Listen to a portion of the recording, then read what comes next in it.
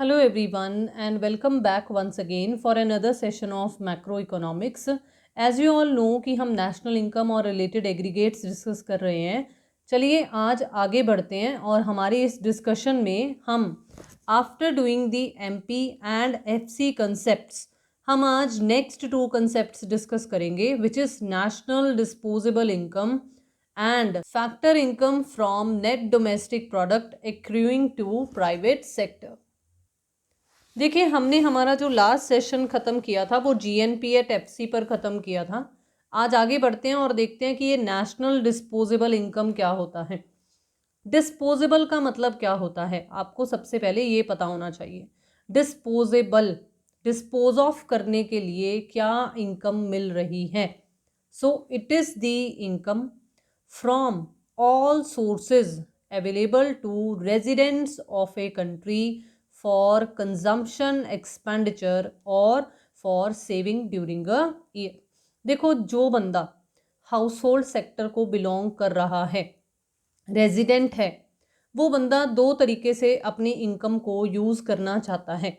या तो वो कंजम्पशन एक्सपेंडिचर करना चाहता है या फिर वो अपने उस पैसे को सेव करना चाहेगा। हम एग्रीगेट डिमांड और एग्रीगेट सेविंग्स वाले सप्लाई वाले ये कंसेप्ट सब डिस्कस कर चुके हैं। तो इसीलिए मैंने आपको ये नेशनल इनकम्स वाले चैप्टर सबसे एंड में बचा कर रखे थे। तो अभी हमें ये बात क्लियर है कि अगर किसी बंदे के पास इनकम होगी तो वो या तो उसे खर्च करेगा फॉर द कंजम्पशन पर्पसेस या फिर वो उसे सेव करेगा। तो नेशनल डिस्पोजेबल इनकम और कुछ नहीं है, ये वही इनकम है जो हर सोर्सेज से मिली है और रेजिडेंट्स को अवेलेबल है, जो कि उसे या तो कंज्यूम करने के लिए या फिर सेव करने के लिए इस्तेमाल कर रहे हैं ड्यूरिंग अ पर्टिकुलर ईयर। अभी देखो जो मेन कंसेप्ट है ये डिस्पोजेबल इनकम के रिगार्डिंग वो क्या है, वो है it is net income at market prices available for disposal.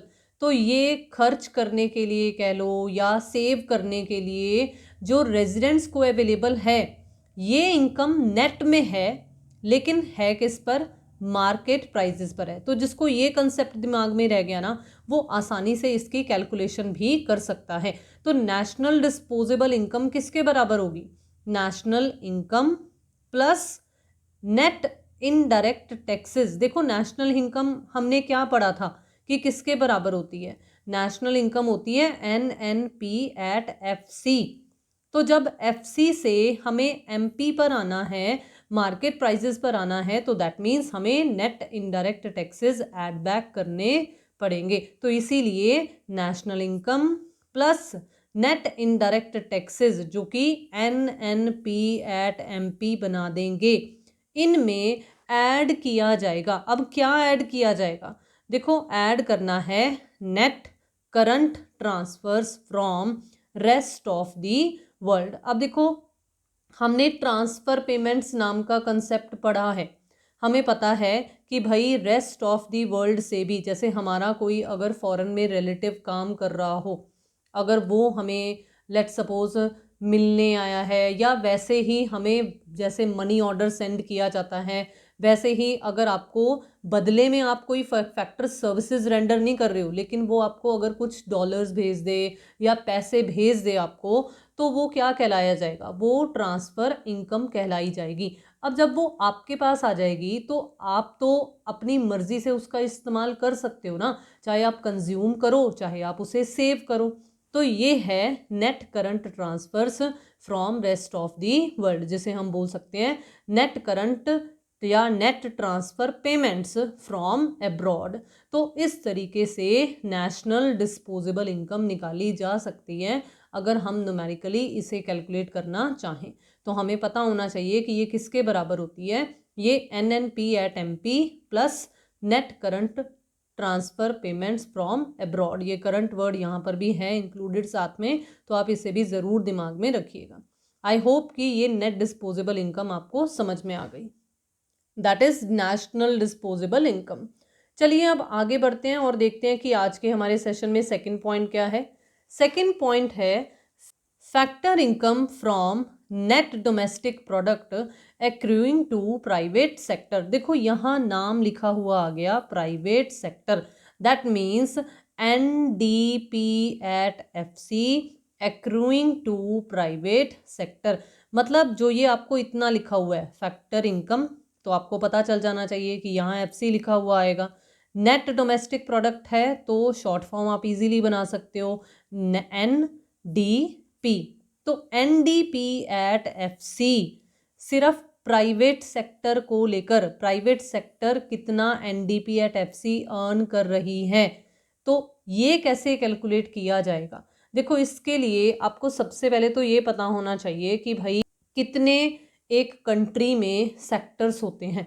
देखो नॉर्मली हम जब सुनते हैं पढ़ते हैं तो हमें पता है कि भाई एक तो गवर्नमेंट वाला जिसे हम पब्लिक सेक्टर बोलते हैं वो होता है, और एक होता है प्राइवेट सेक्टर।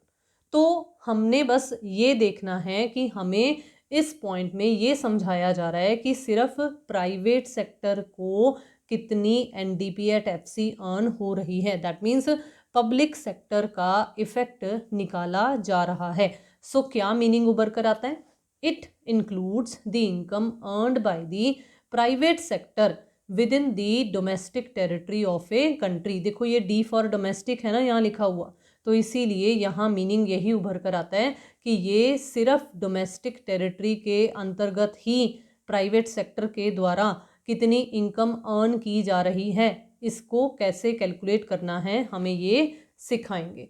अब देखो क्या बताना है या क्या इंक्लूड नहीं करना है, या हम सिंपल बात भाषा में कहें तो किसे एक्सक्लूड करना है।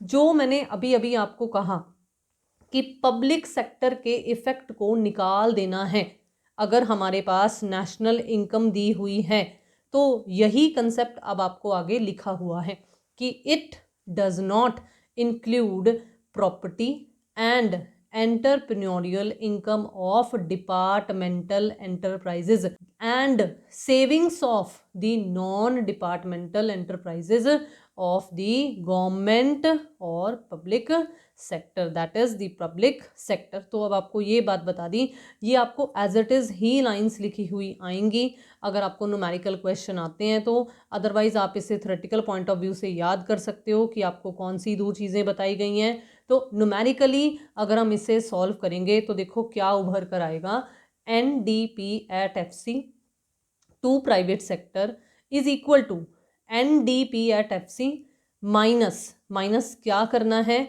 मैं फिर से दोबारा से रिपीट कर रही हूँ, माइनस करना है हमने पब्लिक सेक्टर का इफेक्ट, और वो क्या है, वो है प्रॉपर्टी या एंटरप्रेन्योरियल इनकम, या फिर अगर कोई सेविंग की गई है नॉन डिपार्टमेंटल एंटरप्राइजेस के द्वारा, सिर्फ वो जो गवर्नमेंट को बिलोंग करती हैं, पब्लिक सेक्टर को बिलोंग करती हैं, तो उनके द्वारा जो सेविंग्स की जा रही हैं हमने उन्हें निकाल देना है।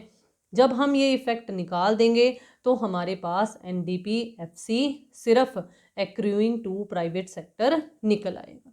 So that was all about today session. उम्मीद है कि आज के ये दोनों कंसेप्ट्स भी आपको आसानी से समझ में आ गए।